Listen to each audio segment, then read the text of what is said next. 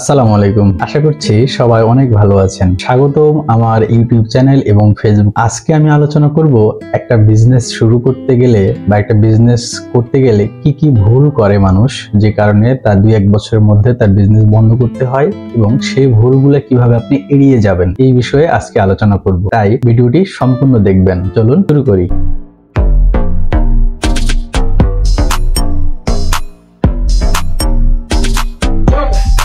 প্রথম এবং সবচেয়ে বেসিক ভুল হচ্ছে একটি সঠিক পরিকল্পনার অভাব। অনেক ব্যবসায়ী আছে বা উদ্যোক্তা আছে যারা ব্যবসা শুরুতেই কোনো পরিকল্পনা ছাড়াই নিজের ব্যবসাটি শুরু করতে চায়।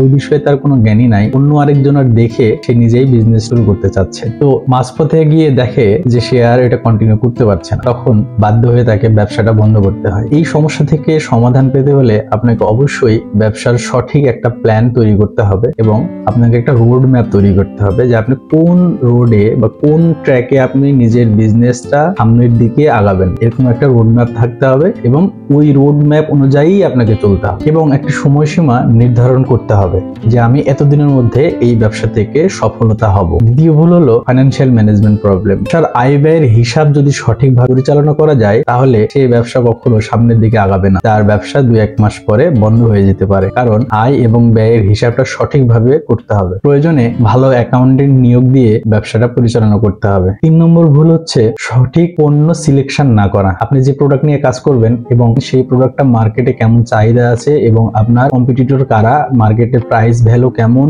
ওই প্রোডাক্টটা ইনভেস্ট করলে আপনি কতটুকু প্রফিটে সেল করতে পারবেন, এই সব অ্যানালাইসিস না করেই যদি কেউ বিজনেস শুরু করে তাহলে তার বিজনেসে ভালো কিছু হবে না। 4 নম্বর ভুল হচ্ছে ভুল টিম নিয়োগ দেওয়া। একটি ভালো টিম ছাড়া কখনো একটা বিজনেস সামনের দিকে আগানো সম্ভব না। অনেক পরিচিত কাছের মানুষ থাকে, তাদের এক্সপিরিয়েন্স না থাকলেও এই ব্যবসাতে ইনভলভ করে। এই এক্সপিরিয়েন্সের অভাবের কারণে, ভুল লিডারশিপের কারণে এবং বাজে ম্যানেজমেন্টের কারণে কোম্পানির অনেক ক্ষতি হয়ে থাকে। আর এজন্যই দক্ষ জনবল নিয়োগ দিতে হবে, ট্রেনিং এর ব্যবস্থা রাখতে হবে। 5 নম্বর ভুল হচ্ছে মার্কেটিং এ মনোযোগ না দেওয়া। একটা বিজনেসের সবচেয়ে গুরুত্বপূর্ণ দিক হচ্ছে মার্কেটিং, তাই মার্কেটিং এর দিকে সবচেয়ে বেশি গুরুত্ব দিতে হবে। এখন বর্তমানে ডিজিটাল মার্কেটিং এর যুগ, অফলাইনের পাশাপাশি অনলাইনেও মার্কেটিং কন্টিনিউ রাখতে হবে এবং অনলাইন এবং অফলাইন দুইটার মার্কেট অ্যানালাইসিস করে প্রপার মার্কেটিং এক্সপার্ট যারা আছে তাদেরকে মার্কেটিং এ নিয়োগ দিতে হবে। প্রয়োজনে তাদের মার্কেটিং এ ট্রেনিং করাইতে হবে। সঠিক পরিকল্পনা, সঠিক পণ্য নিয়ে যদি আপনি সঠিক মার্কেট প্লেস